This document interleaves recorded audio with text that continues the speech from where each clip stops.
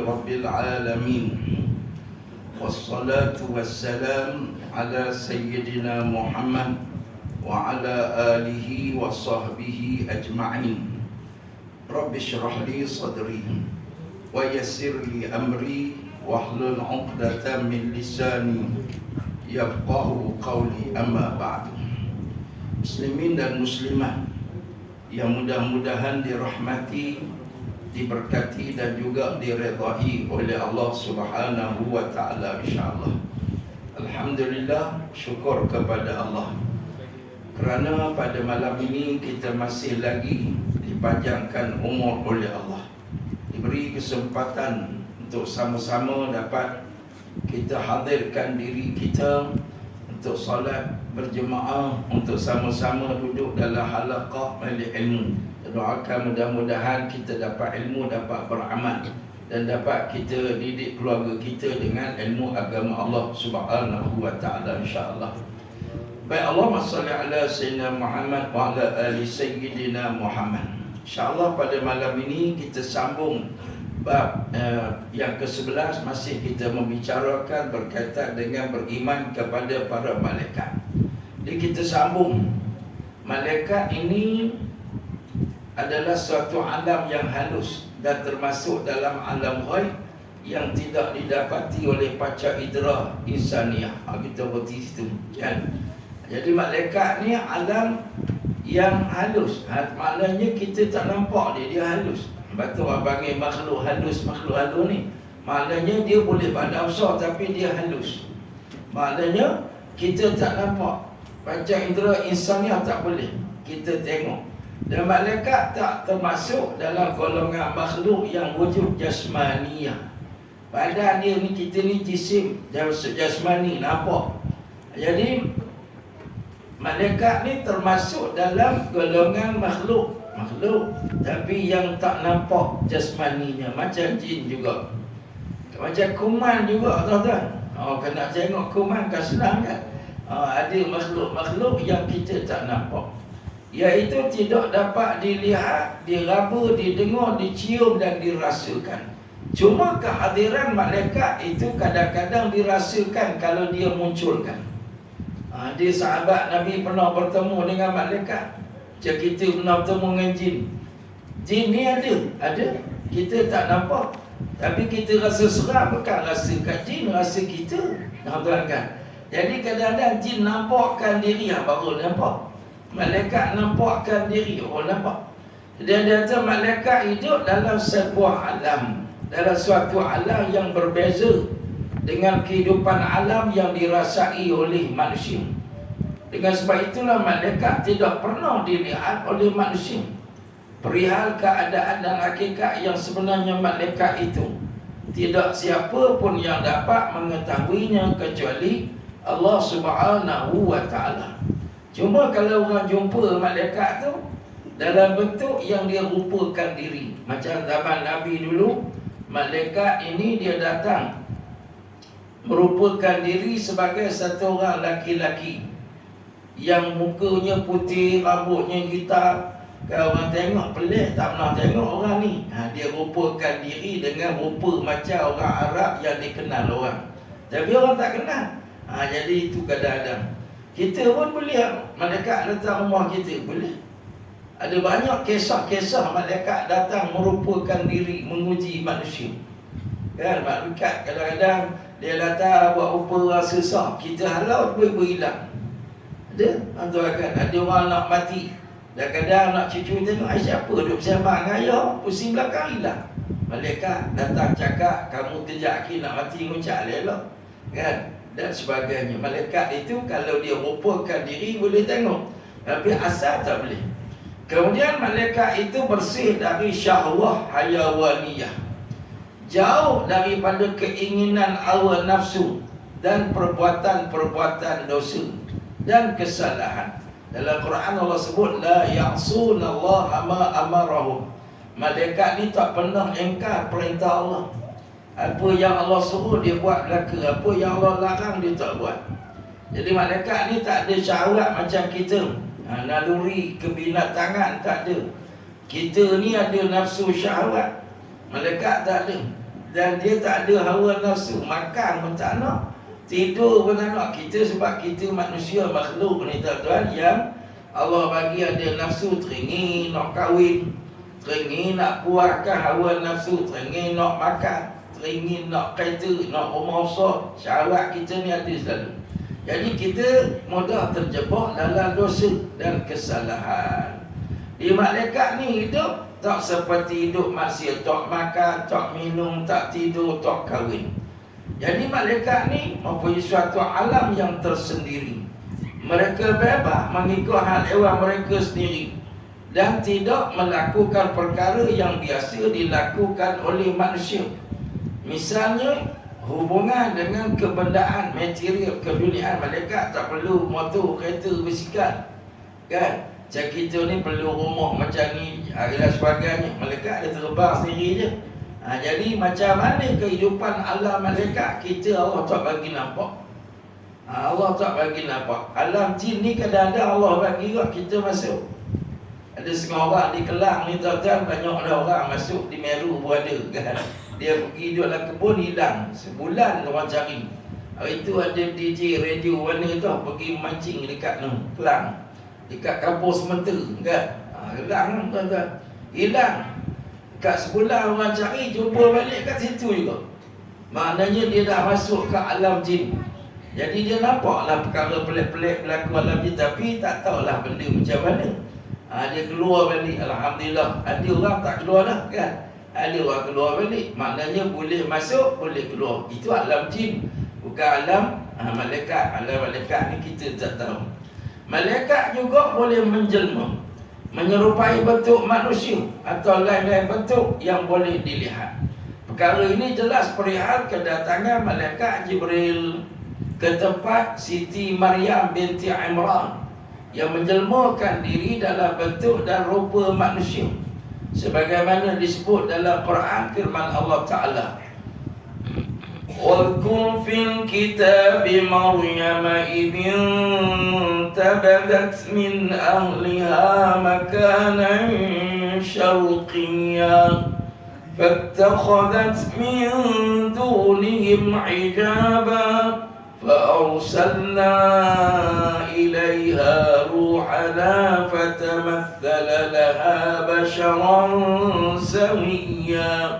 صدق الله العظيم.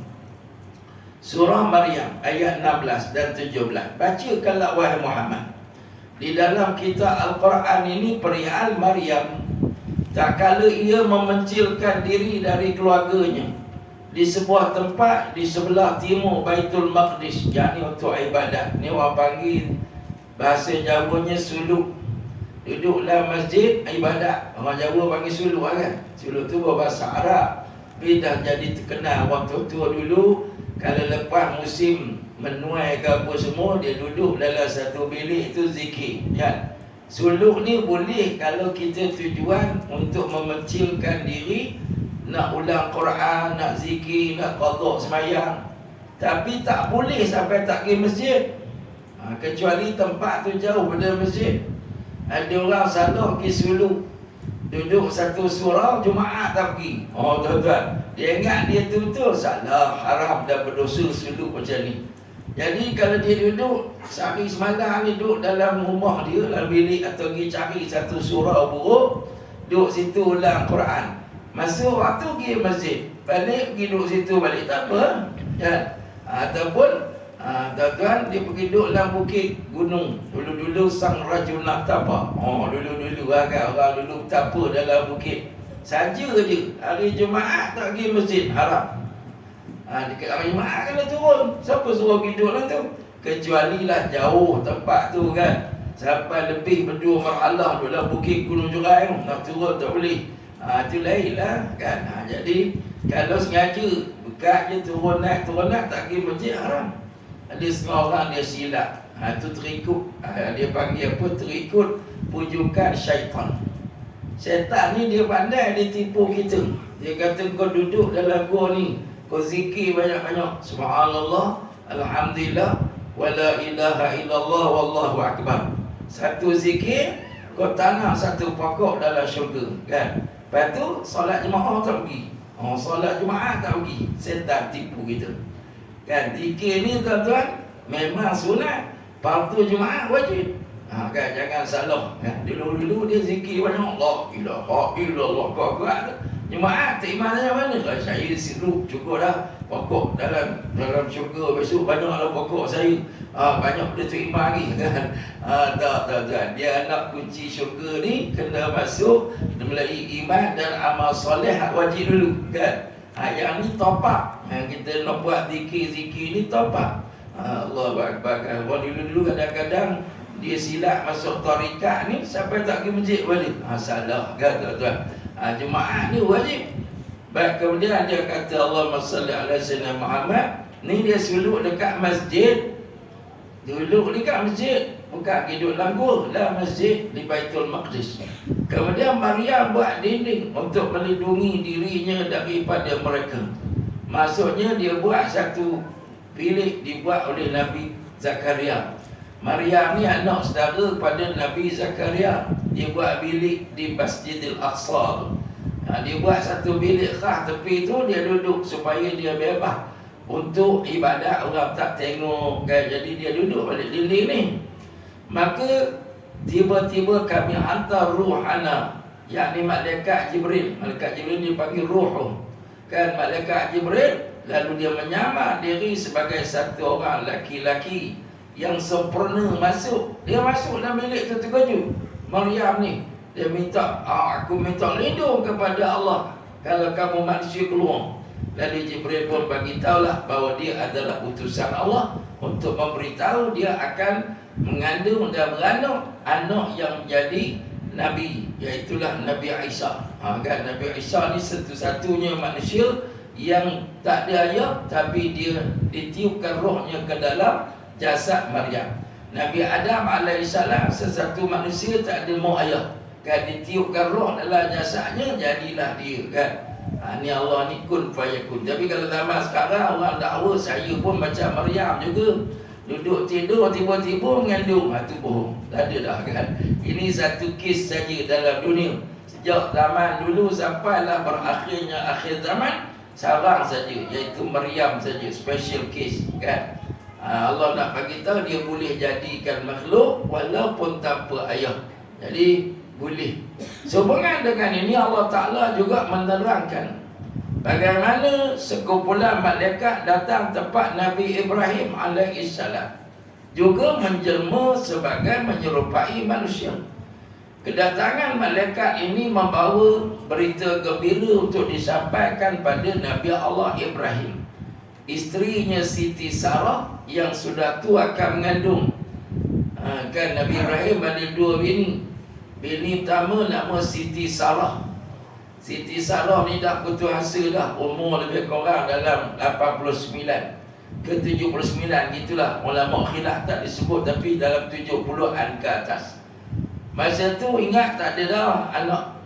Siti Sarah ni dia suruh suami dia kahwin dengan Siti Hajar. Siti Hajar jadi bini nombor 2 sebab dia dah putus asa dah.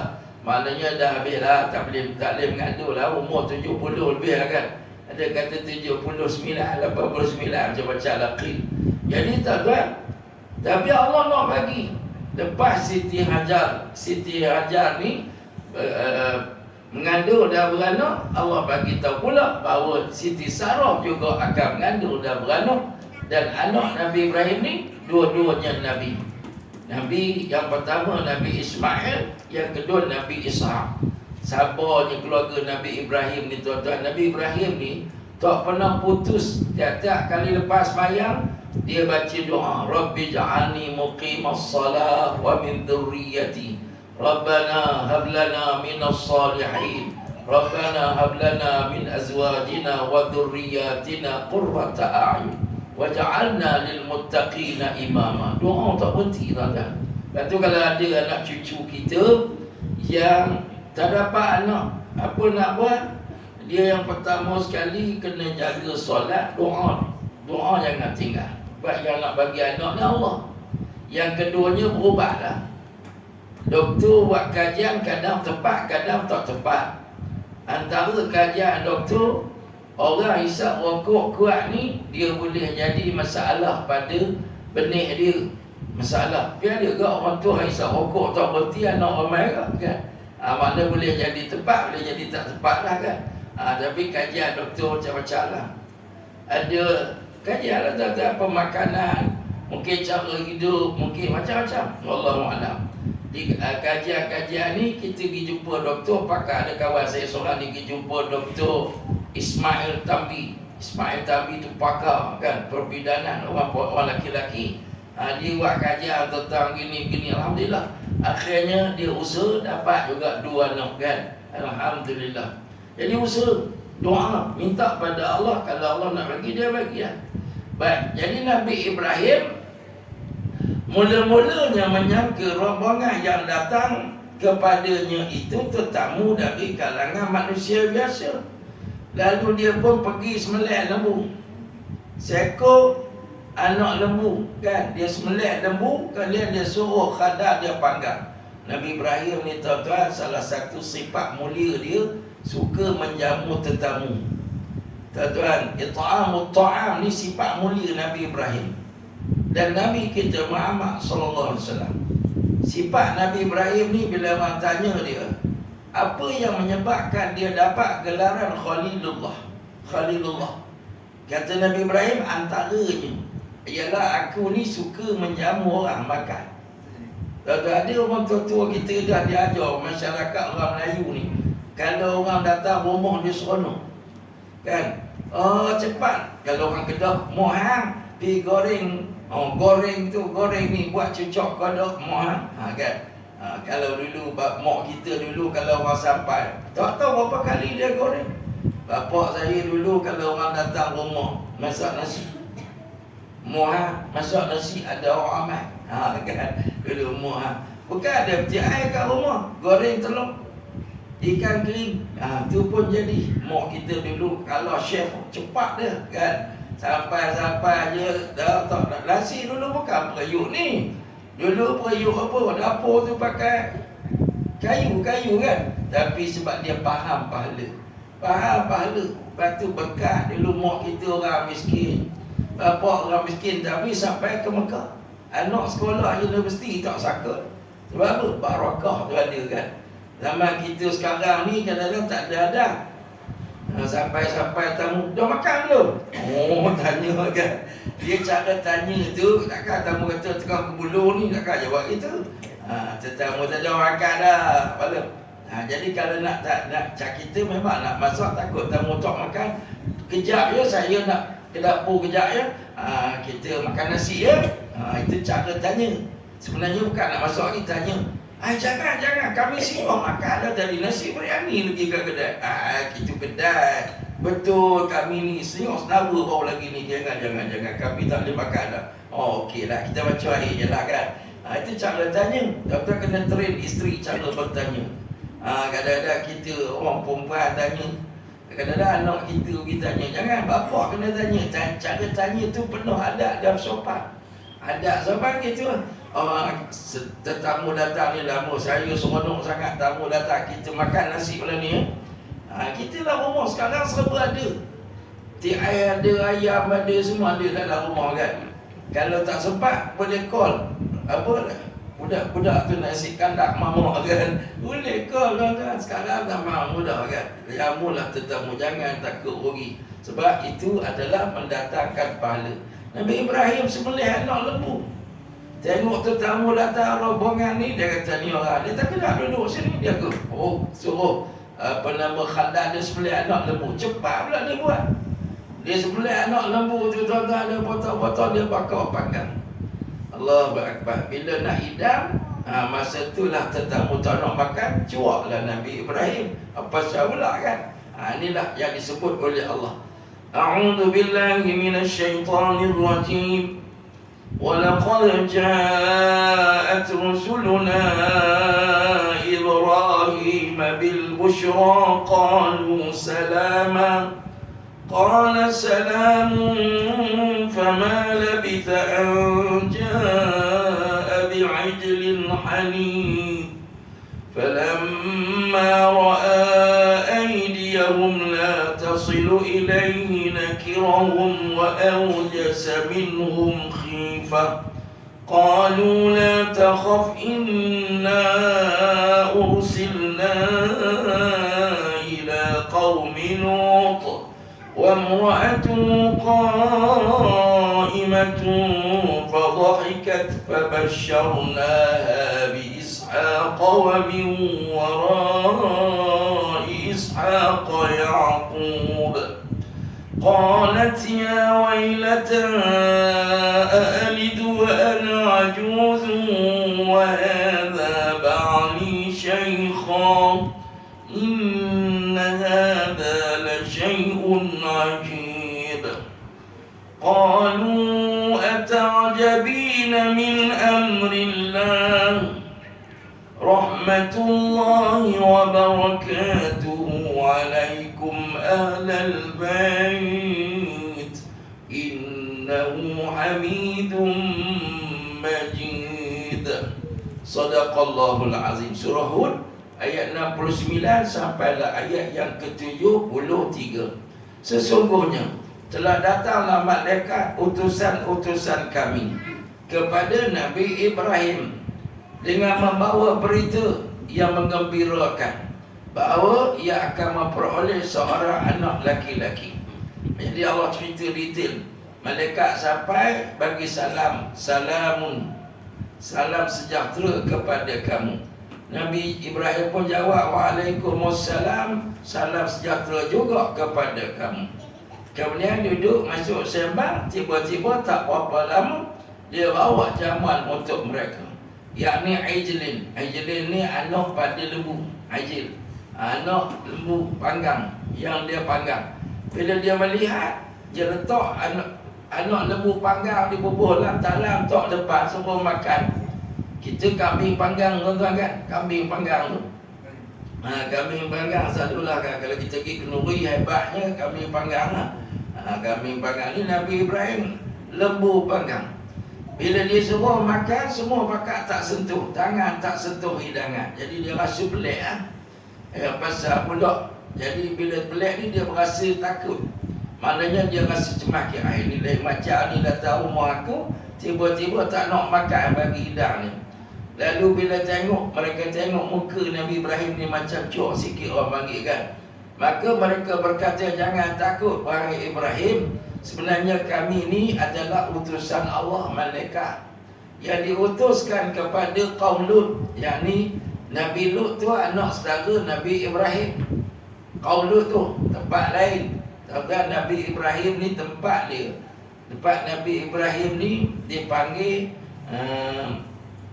mula-mula Nabi Ibrahim beranak tu tuan-tuan di satu tempat di Sali Urfa, sebelah sempadan Turki dengan Syria kan. Kemudian Nabi Ibrahim pindah ke satu tempat namanya Harran. Pada Harran tu Nabi Ibrahim jalan sampai Mesir. Daripada Mesir Nabi Ibrahim jalan sampai Baitul Maqdis. Itu cerita dia. Nabi Ibrahim duduk di Baitul Maqdis, sementara Nabi Lut duduk di Jordan, sepadan Jordan. Jadi tempat kaum Nabi Lut tu di kawasan Sadum. Sekarang ni orang panggil Tasik apa tuan-tuan? Tasik Laut Mati, orang Bahrul Majid, Laut Mati. Laut Mati tu dulu namanya Sadum. Tempat tu lah asalnya kampung Nabi Lut alaihissalam. Jadi Jordan ni tak jauh lah dengan Baitul Maqdis, tempat Nabi Ibrahim duduk masa tu. Jadi Nabi Ibrahim ni tuan-tuan, dia banyak berkelana kan, berkelana. Saya itu ada peluang pergi ke Turki tu, pergi tengok tempat lagi Nabi Ibrahim sepadan, tuan-tuan kan. Tuan-tuan kalau ada peluang-peluang ziarah lah, jalan-jalan tengok bumi bersejarah ni kan. Ini jalan Meru Bukit Kapar ada tuan-tuan. Kalau ada duit lah, tak ada duit lah macam mana kan. Dia jalan, dia tengok tempat-tempat bersejarah tuan-tuan kan. Pergi jalan, ada sahabat yang rajin dia pergi ke tempat, contohnya tempat bersejarah kisah Nabi ni ada di Jordan kan, ada di Syria. Tapi Syria sekarang tak tahu lah boleh masuk balik tidak kan. Sepadan negeri Turki, Jordan apa semua ni sepadan tempat yang sangat bersejarah. Jadi jalan tuan-tuan, kita tengok jalan di atas muka bumi ni, tengok sejarah mengingatkan kita pada insan-insan yang mulia. Baik, jadi kita pergi Mekah pun jangan pergi duduk tawaf sa'i saja, kan? Ziarah. Orang Arab dia heran, kenapa orang Melayu ni suka pajak bukit, kan? Kita pergi Gua Hira, buat apa dia apa? Ini sejarah Nabi terima wahyu. Kita tempat sejarah kita nak tengok. Yang kita pergi Taif, kenapa pergi Taif? Sebab tengok tempat sejarah tak? Nabi dulu kecil duduk di Taif. Lepas tu Nabi dakwah sampai di Taif, Nabi di baling batu, kan? Kita pergi tengok tempat Nabi kena baling batu. Dulu boleh masuk. Sebab Saudi ni dasar dia tak menentu. Kadang dia bagi masuk tempat Nabi letak siku. Ada satu tempat dia panggil Masjid Al-Qum, tempat Nabi berdoa tu, kan? Di situ tu Nabi bersandar sambil bersihkan darah di atas batu ni. Batu ni Nabi tok tangan. Kemudian di situlah orang bina satu tempat solat. Orang Arab panggil masjid lah. Dia kalau di sana surah pun dia panggil masjid, kan? Dia namakan Masjid Siku, Masjid Al-Qum. Saya pernah boleh masuk. Dan pada tahun lepas tak boleh masuk. Saudi tak pernah kapal berhenti situ. Nasib lah, kadang-kadang dia benar, kan? Jadi bah kita parking agak jauh jalan masuk nak kita tengok tempat sejarah aja. Orang Arab dia pelik tengok kita ni, kan? Sebab kita bakal orang Melayu ni menghargai tempat bersejarah Nabi-Nabi, Rasul-Rasul ni sangat-sangat baik untuk kita ziarah. Tapi kalau kita ziarah saja tak nampak apa lah, kan? Biasanya kita akan cerita dalam bah apa semula. Saya kalau pergi ke Taif ni, jemaah kita akan daripada Malaysia ni, kita akan sampai di Jeddah. Di Jeddah kita akan tidur semalam di Taif. Di situ tidur semalam, lepas tu kita bawa jemaah makan. Di situ tempat makan malam, lepas tu kita masuk hotel. Esoknya kita mula berjalan jejak Rasul, kan? Kita pergi tengok melawat tempat yang menaik Taif ni. Dia macam Cameron. Dia tempat yang sejuk, yang indah lah. Kita naik. Kemudian kita ceritalah bawa lalu tempat cara Nabi lalu ni. Dulu kita boleh singgah kampung Bani Sa'ad, tapi peristiwa ada orang pergi duduk ke pegang pokok, Nabi pernah tidur lah apa semua. Saudi ni dia buang, dia tak bagi, kan? Jemaah berhenti, dia marah pula, kan? Rezeki lah, nasib lah. Dulu kita boleh singgah, sekali banyak tak boleh singgah. Jadi kita singgah yang mana dibenarkan. Ya, boleh dipakai. Tuan-tuan nak bersama dengan saya, insyaAllah 17 hari bulan 1. Tuan-tuan keluar nanti saya letak flyers ada kat luar, boleh tengok. Jadi insyaAllah kita ni, tuan-tuan, tempat-tempat Rasul ni kita pergi tengok mana-mana tempat. Allahu Akbar. Baik, jadi balik cerita tadi. Kemudian dia kata kami utusan Allah nak membinasakan kaum Nabi Lut. Ini puak-puak LGBT.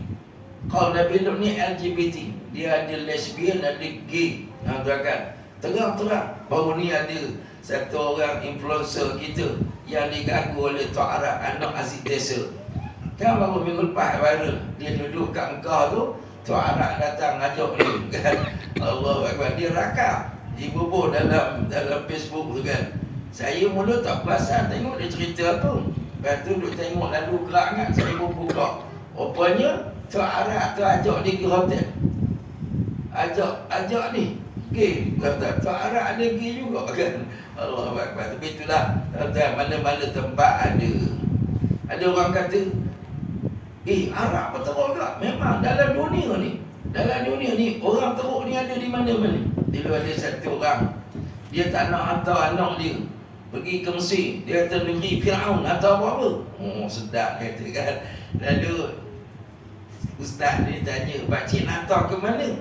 Nak hantar ke Mekah lah, ngaji kat Universiti Madinah ke Mekah ke. Pakcik hantar buat apa situ, negeri Abu Lahab.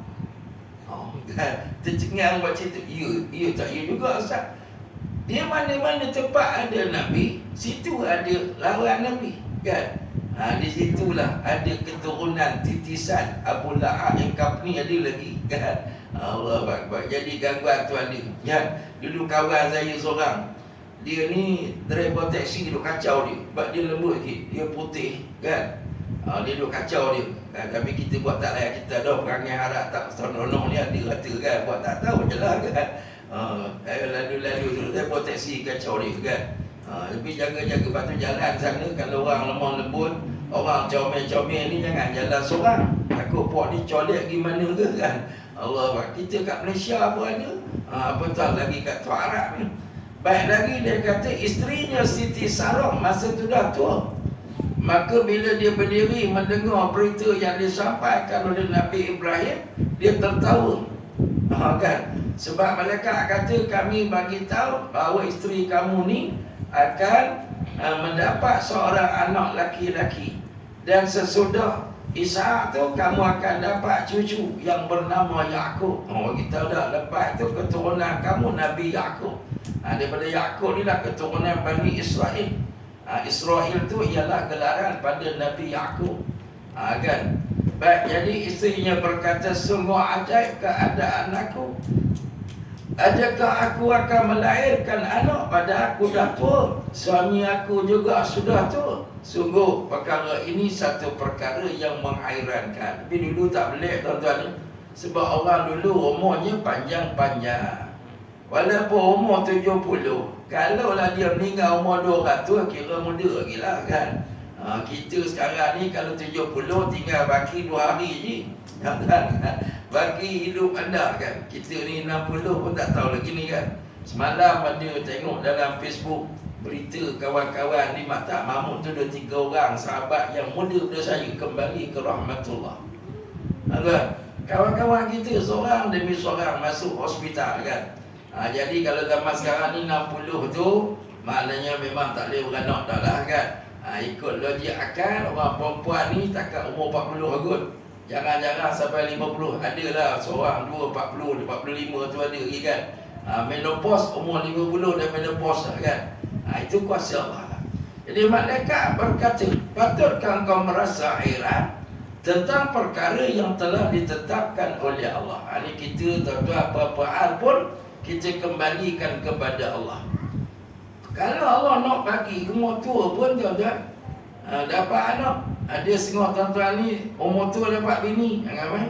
Ada setengah tu tua dapat mak mentua baru, jangan main tuan-tuan. Lepas tu janganlah kita marah pada orang yang tua tiba-tiba dia pergi kahwin satu lagi. Jangan mengamuk. Sebab apa? Itu qada dan qadar. Ya, dia dah dapat tiba-tiba je dapat mak mentua baru. Kan, mak mentua dia sama tua dengan dia. Kan?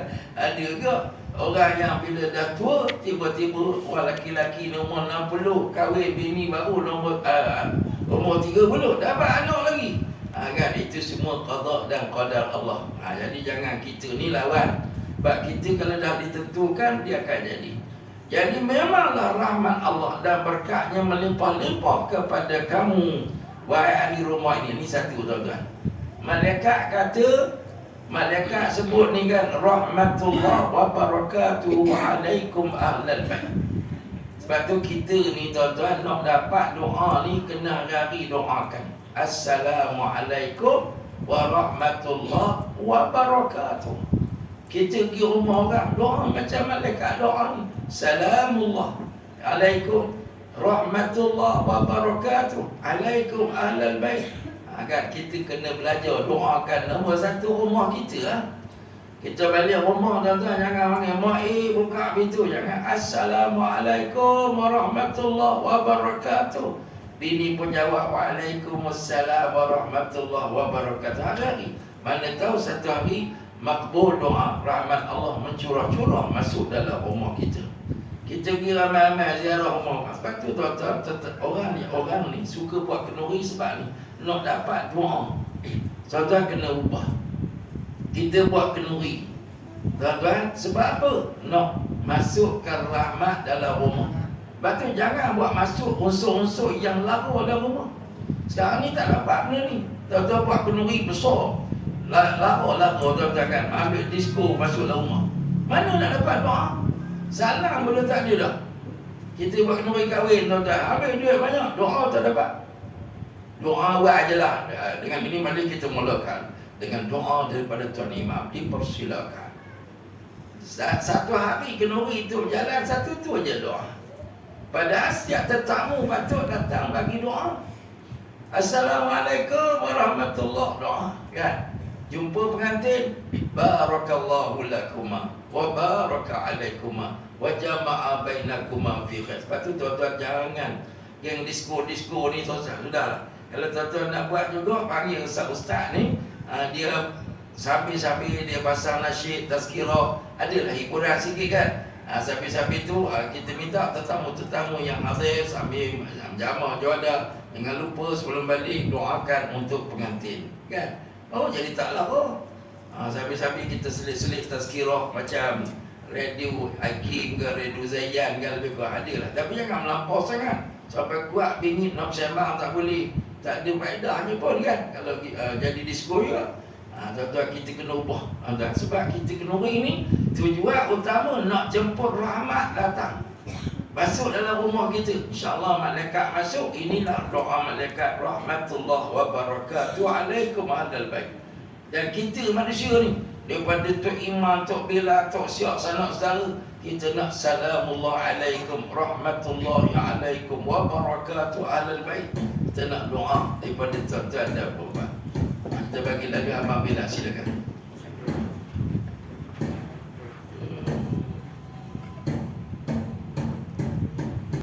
Ya Allahumma salli ala Sayyidina Muhammad wa ala ali Sayyidina Muhammad.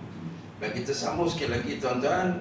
Jadi dia kata peristiwa sekumpulan malaikat yang menjelma menyerupai bentuk manusia ketika mereka datang ke tempat Nabi Ibrahim alaihissalam untuk menyampaikan berita gembira sebagaimana yang dinyatakan dalam firman Allah Ta'ala itu adalah menjadi bukti dan dalil bahawa malaikat-malaikat itu boleh menjelma menyerupai bentuk manusia dan lain-lain bentuk yang dikehendaki oleh Allah Ta'ala, kan? Kalau ada orang dia pernah lukis dekat Allah Sallallahu Muhammad dekat Peru, kalau tak silap saya lah, ada gua kan, dinding-dinding gua tu dia lukis manusia makhluk bersayap, ya. Maknanya mungkin orang dulu pernah tengok gambaran-gambaran itu, maka dia lukis ada makhluk bersayap apa semua. Sebab malaikat boleh merupakan diri, menjelmakan diri, dan dia boleh datang dalam bentuk macam mana pun sebagaimana yang dikehendaki oleh Allah Ta'ala. Sebab tu tuan-tuan, kalau kita jumpa orang pelik-pelik kat Mekah tu, jangan tuan-tuan hina pula. Jangan ni tuan-tuan, diam je lah kan. Ada pernah orang jumpa ni kan, dia tengok tu, pusing ni hilang, kan. Malahnya boleh jadi malaikat, ada boleh jadi jin, tak tahu pula kan, jin atau makhluk malaikat. Kalau tuan-tuan datang masjid awal, lepas tu tengok-tengok, ada orang lain macam tengok kan, tuan-tuan apa pusing tengok, tiba-tiba hilang, jangan lari balik pula, kan. Lepas tu menggigil demam, boleh jadi malaikat datang sepi dulu, tengok siapa datang, mayang dan sebagainya. Dia boleh datang. Ni macam malam ni, malaikat datang, cuma kita tak nampak, kan. Malaikat datang dalam bentuk asalnya kita tak nampak. Kalau dia tukar rupa jadi makhluk manusia duduk sama-sama kita, itu nampak. Jadi banyak kisah yang berkaitan dengan malaikat menjelma ni. Zaman Nabi kita akan ceritakan pada kuliah yang akan datang, insya-Allah. Siri akan datanglah. Dan cerita kisah malaikat datang zaman Nabi Muhammad sallallahu alaihi wasallam. Dan juga kisah-kisah yang lain yang pernah diceritakan berkaitan dengan kehadiran malaikat itu dalam bentuk yang bukan asal tapi menjelma yang dapat disaksikan. Itu saja tuan-tuan, aqulu qali hadza wa astaghfirullahal azim li wa lakum. Wassalamu alaikum warahmatullahi wabarakatuh.